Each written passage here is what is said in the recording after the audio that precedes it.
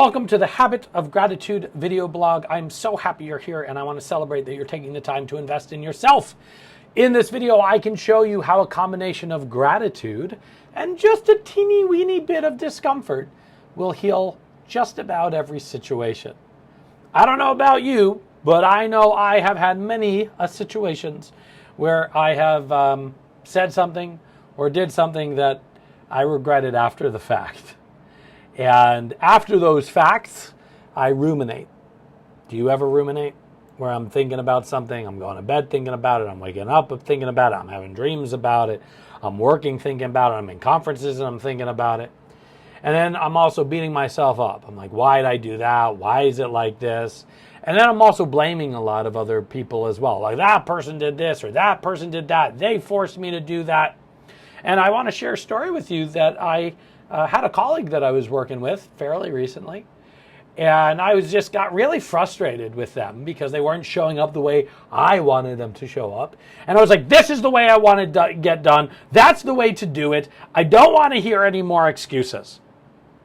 And the other staff member didn't go, my colleague didn't go, oh, okay, then that's the way we'll do it then. It went the other direction, which was, forget it, I'm done here. This is not the way that I want to interact. That's not the way I want to be talked to. And now it led up to that point because I was receiving what I deemed to be a very recalcitrant behavior from my colleague. And so I got very firm with them. And it added strain to the conversation, obviously. And unfortunately, I already had a low trust relationship with this individual to begin with. So I not only withdrew any trust that was in that piggy bank of trust, but I overdrew. Now, I walked away. I'm like, the work's going to get done anyways, whatever. And of course, I'm then ruminating about it and thinking about it. And I'm like, that person was not being very thoughtful in our conversation. They're not thinking about our needs and the company's needs. Well, anyways, after a while, I realized I'm not happy with the way that conversation went. I'm not happy with my own behaviors, but I'm definitely not happy with theirs, but I'm just not happy with how it went. I know that I have a capacity way greater than that conversation, even if I don't see eye to eye with that individual that I work with. And so while I was sitting in my rumination and in my blame, and also in myself beating myself up that I should be a better team member and I should know better than to argue like that, I was like, okay, I'm really grateful that I recognize I'm not pleased right now with the outcome that happened. And since gratitude leans towards the bias of action, I went, okay, I'm grateful that I recognize it. I'm grateful that I experience what I'm feeling right now because I can do something about it if I'm aware of it.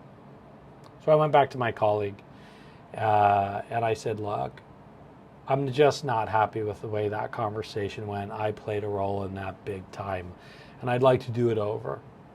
Are you willing to do it over from scratch? I know we can't delete what happened, but can we do it over? And we were able to continue the conversation. And that relationship still has tension behind it. But we were able to redo the conversation and get to a place where we both felt seen and heard. So, should you find yourself in a scenario where you regret a conversation or you're not happy about a conversation or you remove trust from an existing relationship, here's my advice on how to use gratitude. Here's my thought. Here's my own personal experience. Have gratitude for the regret. Have gratitude for the blame. Have gratitude for the anger. Because it's here to show you something's not congruent. And then go into that itty bitty witty bit of discomfort and exercise radical candor. And maybe the radical candor sounds like this with the other person. And this takes a lot of courage and bravery to be able to do. I recognize that. Easier said than done. But understanding how it's done, it's easier to do. So it might sound like this.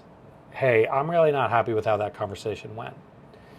Hey, I'm not really happy with the way I responded. I got to admit, in that last talk we had, I really wasn't listening. I was just saying things.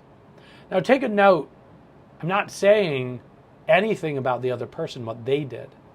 I'm taking full responsibility. Maybe I'm not happy with how the conversation went because of the other person, but I'm not saying I'm really not happy with the way you behaved. I'm saying I'm not happy with how the conversation went. I'm not happy with how I responded. I'm not happy with the way it ended. They're I am statements, not you are statements. So I'd like to do a redo. I'd like to try it again. I'd like to start over. Because as human beings, we have the great capacity to do a do-over. When a flower sheds its petal, it doesn't go, oh, I really didn't mean to shed that petal down there. You can't ask for a redo. You can't go, hey, can we do that again? But in our life, even if there's been destruction, we can go, I'd like to do a take two. I'd like a redo. And here's the thing, you're not always going to be granted the redo. You just won't. But in doing so, what you'll be able to do is you'll be able to go to bed better at night. We'll call that better with a B-E-D. So building the habit of gratitude for your own feelings of regret or even embarrassment or even gratitude for your own recognition of I'm blaming right now. It opens you up to take action because gratitude has a bias towards action. That's why so many people crave to be able to experience gratitude. Because when you're grateful, you can go, what do I do with it? That's what gratitude is. I'm grateful I have this. This situation sucks, but I'm grateful I got this. And with that, I can do something. Gratitude favors action, while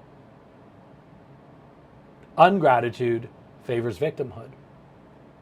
And individuals that favor a bias for action will live life on their terms. It doesn't mean they're always going to be happy. It doesn't mean you'll always be happy. It doesn't mean you'll always be pleased. But individuals with a bias towards action will be able to live a life on their terms.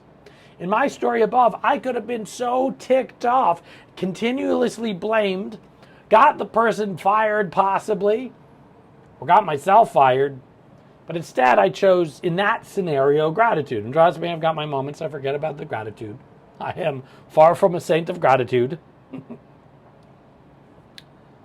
But I chose gratitude, which led me to a bias towards action, which got us to a different place. And in that relationship, still working on healing the relationship, but we were able to move to a different place. So what I want you to remember and what I want you to do is favor action now. So right now, think in your mind, what's one relationship where you can ask for a do-over, which requires offering gratitude to, I recognize I want the do-over, recognize I'm not happy about that, and have gratitude for it. And then go put yourself in that itty-bitty-witty bit of discomfort and ask for it, knowing that it could get rejected, and that's okay too, because at least you'll go to bed better at night knowing that you did everything you could. You are the creator of your life. Life is happening by you. That's why we're having this conversation right now. Life is not happening to you. An action bias versus a victim bias. By offering gratitude for the experiences you have in life, you allow yourself to let life happen by you, because gratitude opens you up to that action. I hope that you write me either in the comments section here, or you can send me a direct message on any social media platform, or you could email me, michael@thelegacyofyou.com, the action you're going to take.